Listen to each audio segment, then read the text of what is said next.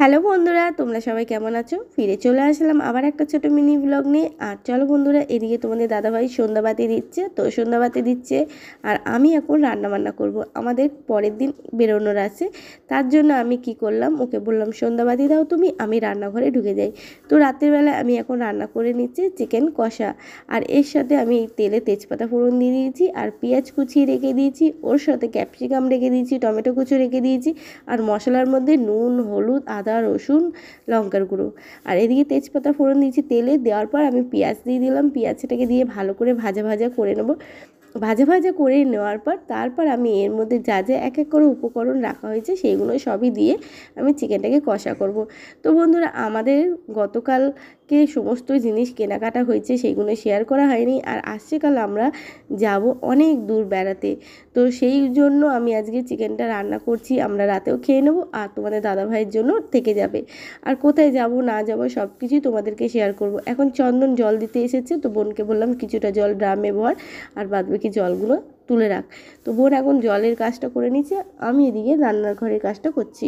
আর তোমাদের দাদাভাই কি কি করছে সেগুলো অবশ্যই দেখাবো। এদিকে বোন গেছিলো হাপ্তা বাজারে, সেখান থেকে পাঁপড় নিয়ে এসেছে, তার সাথে বাচ্চাটার জন্য ব্রেসলেট আর একটা গলার চিক নিয়ে এসছে। ওই 30 টাকা করে হাপ্তা বাজারে বিকেলে 60 টাকা জিনিস নিয়ে এসেছে। ব্রেসলেটটা 30 টাকা, গলার হারটা 30 টাকা। তো এইখানে আমি মশলাটাকে দেবো এবার। প্রায় ভাজা ভাজা হয়ে গেছে আর এদিকে মশলা দিয়ে আমি কষাবো। কষিয়ে ভালো করে একদম রং চং হবে। আর তার সাথে জানো তো লাল লাল কাঁচা লঙ্কাও দেবো। আমি এর মধ্যে একটু গুঁড়ো লঙ্কা দিয়েছি ঠিক কথাই, কিন্তু সেই পরিমাণে ঝাল হবে না, যার জন্য আমি এখানে কাঁচা লঙ্কা গোটা গোটা দিয়ে দিচ্ছি।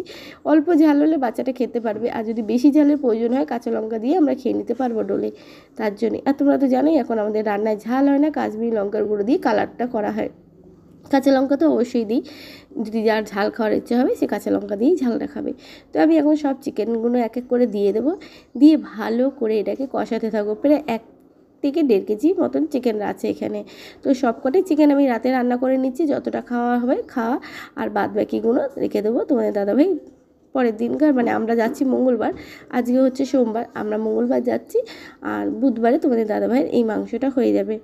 তো এইখানে বন্ধুরা আমাদের চিকেন কষা প্রায় হয়েই আসছে। এরপরে সন্ধ্যা, তো বোনকে বললাম একটু চা কর, আমরা সবাই একটু চা খাই। তো সন্ধ্যাবেলায় যখন চা খেয়ে নিচ্ছি, চা খাওয়া দাওয়ার পর তারপরে আমার মাংসটা হয়ে গেলে প্রায় অনেক তাড়াতাড়ি রান্নাটা করে নিতে হবে। আবার দোকানও যাওয়ার আছে, অনেক কিছু কেনাকাটার আছে। তো কিছু জিনিস আমার বাকি ছিল কেনাকাটার জন্য, সেইগুলো আমাকে এখন করে নিতে হবে। তো এই হচ্ছে বন্ধুরা রাতের খাওয়া দাওয়া। তোমার দাদাভাইকে মাংস কষা আর রুটি দিয়ে দিয়েছি, আর এই দিকে আমাদের বাটির মধ্যে মাংস তুলে নিচ্ছি। ও হ্যাঁ, তোমরা ভাববে যে মাংসের মধ্যে কেন তুলসী পাতা দিয়েছে। তো বন্ধুরা, যেহেতু আজকে সূর্যগ্রহণ ছিল তার জন্যই তুলসী পাতা দেওয়া হয়েছিল খাবারের মধ্যে।